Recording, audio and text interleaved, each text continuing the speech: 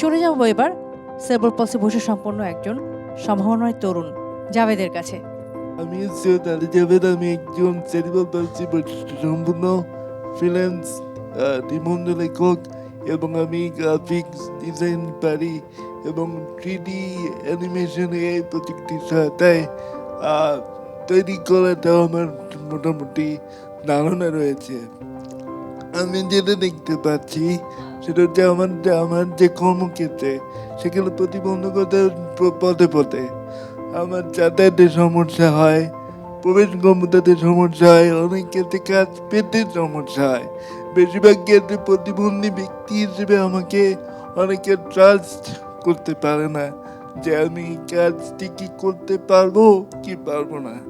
সেই জায়গা থেকে আসলে আমি বলবো যে আমাদের ফ্রিল্যান্সারদের একটা